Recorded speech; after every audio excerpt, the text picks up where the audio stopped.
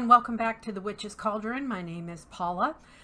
Today I want to go over the course outline for Wicca 201. This is a new series on my channel. If you've gone through the Wicca 101, that is in essence the initiate level into Wicca. Hopefully you have performed a self-initiation ritual. You've started to become a little more comfortable in the cycles, in the wheel of the year and in the lunar cycles. So Wicca 201 is almost like, it's not beginner, but yet it's not an advanced state of witchcraft or spell casting. So what this is going to do, it's going to delve deeper into some of the basics. So the first video that I'm going to put out is, in essence, working with the moon and drawing down the moon, drawing that moon energy, becoming more aware of how lunar influences affect your daily life, and that you start to notice patterns over the course of time.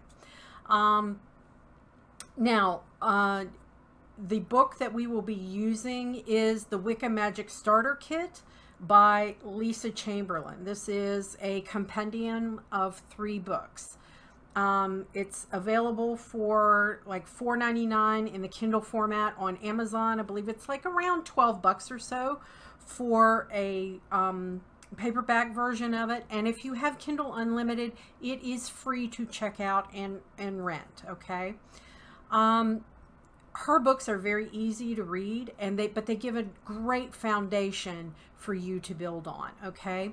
So in working with the moon, you're going to learn more about lunar influences just from the basics of, you know, the new moon for new ideas and attracting things to you, and full moon magic and drawing down the moon, and dark moon magic and waning moon magic.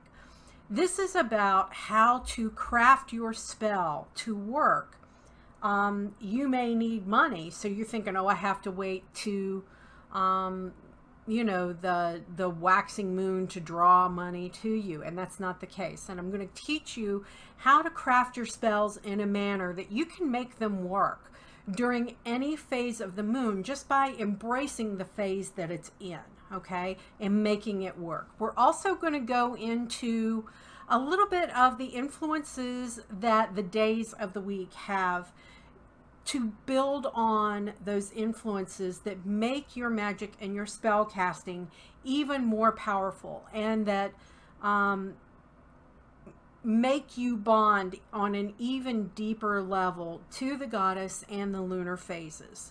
I'm still going to be doing my standalone Wheel of the Year Sabbats series.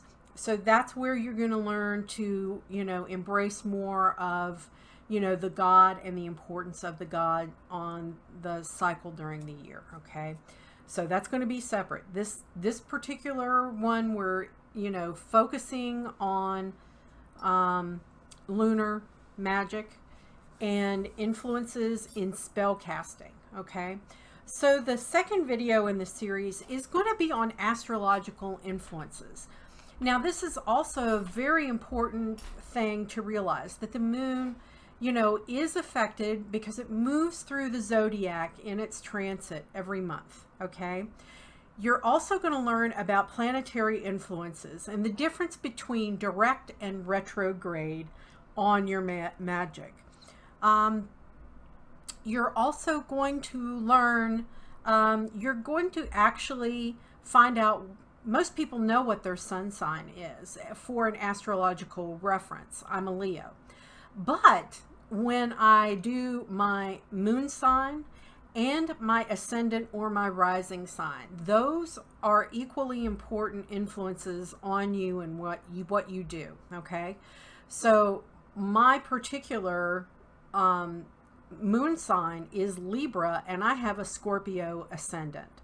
So I am not your typical Leo. I'm a lot more even-keeled, but I do have that Scorpio kind of, that when you pair it with the Leo, you can get, I'm like this a lot, but once you light me off, boom, I'm gone.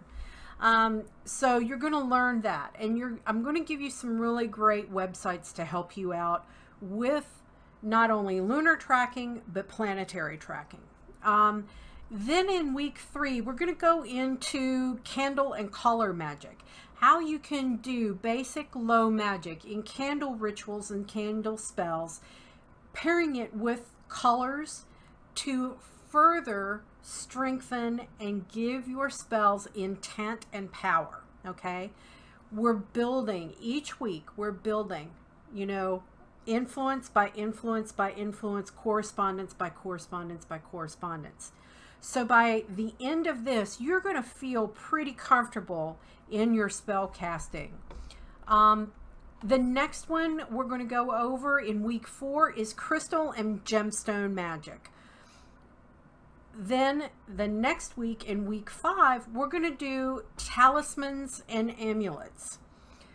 This is how to take what you've learned so far and create your own talisman, or consecrate your own talisman, charm, amulet for a particular intent. We're building each week, we're building. Okay, so in week 6, we're going to be doing herbal magic. Now, this is magic and herbs using it. You also will be doing something else with herbs and essential oils that's not just magic, but is equally important at this level. Okay, so we're going to go through, you know, herbs, some of the most popular herbs, but I'm also going to have you do some research on herbs that you're drawn to.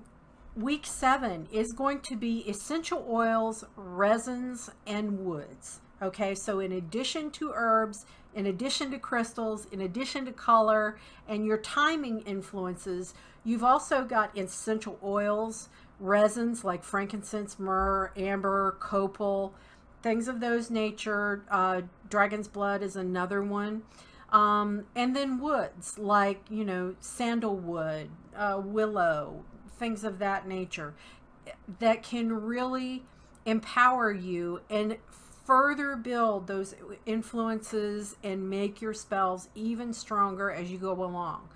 Even right down to the type of wood that is in the wand that you either make or you consecrate. I have several different wands and I use them at different times because they have different, I have a different bond with these two woods. One is willow and that I use primarily, and then the other one is dark walnut. And black walnut, excuse me, not dark walnut. Black walnut is very common where I'm from. Most of my furniture that I own is antique and is made from black walnut because that was indigenous to the area that I'm from in the United States. So I have a really deep connection to both of those woods.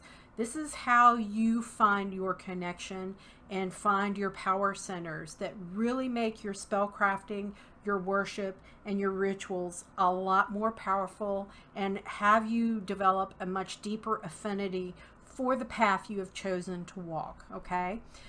After week 7, we will get into what I call the healing portion.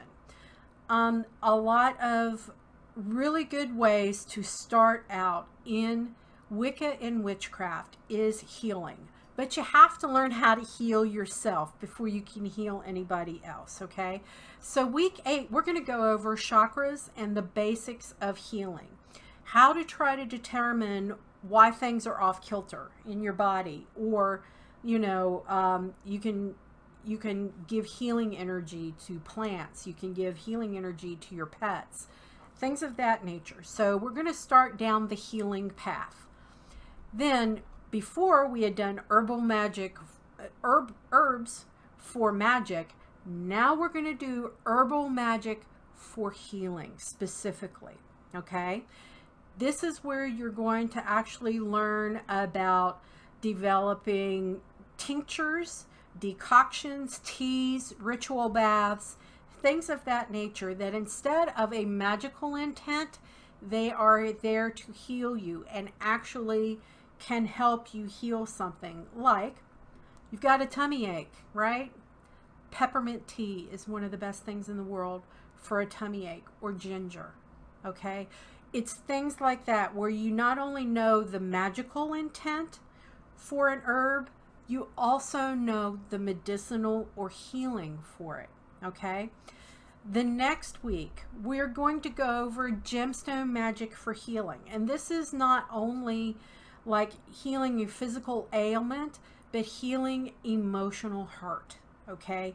That's one of the most effective things that I have found for me when it comes to bonding with gemstones, is that they provide me a lot of comfort from anxiety, you know, and things of that nature, to really help me heal emotional things that I've gone through.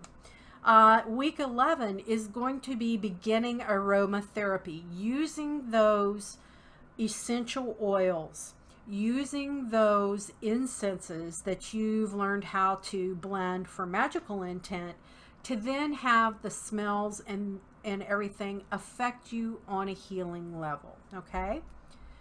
The next thing, week 12, is one that I'm really excited about, because a lot of people don't address this in Wicca, you know, teaching videos, and that's defensive magic and protective magic, okay?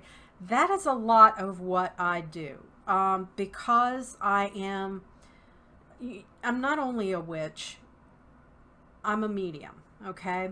I'm a paranormal investigator.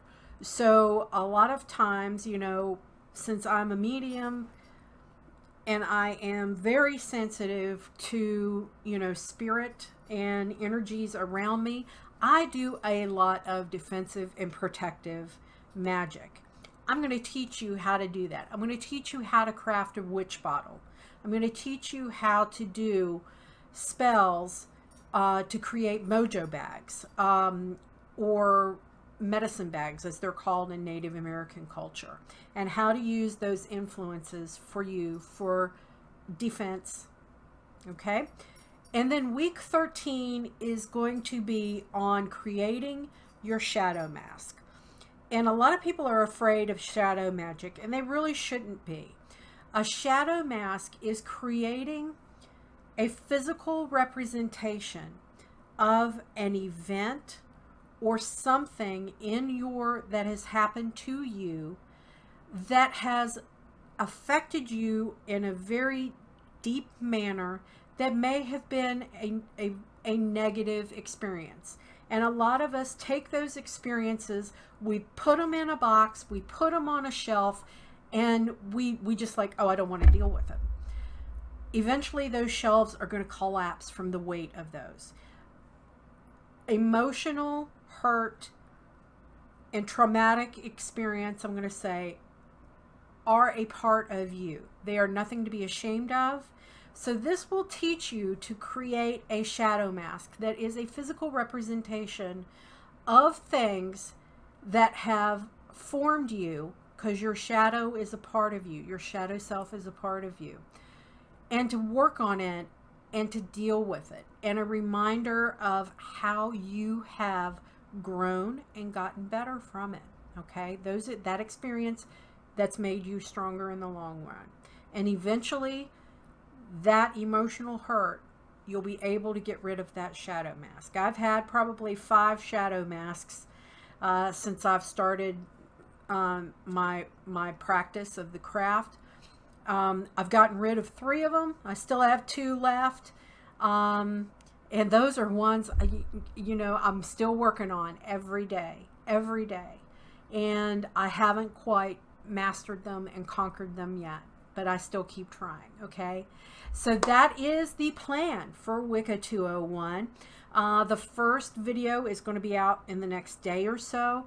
I'm going to record it right after I finish this one. And we're going to get started. And I'm really excited. As with my other videos, any important documents, I'm going to be doing things through Google Docs again. And there will be links to the document in the description box of each video. I will have the course syllabus in each video. I will try and write the handout. The handouts will have the homework for that week included in it, what you need to do for it. And I'm also going to include worksheets for rituals and worksheets for spells. There's also going to be a worksheet for you to track the moon and its lunar influence, what zodiac sign it's in, everything under the sun. And I'll go into, under the moon, excuse me. So I will go into that more in the first video.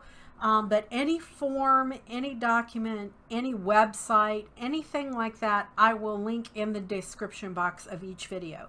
There are some of the videos that I will not be using the book. The only thing you will need is the handout for that week, okay? With that, my friends, merry we did meet, merry we will part, until we merry meet again. Be well and walk in love and light, everybody. Bye.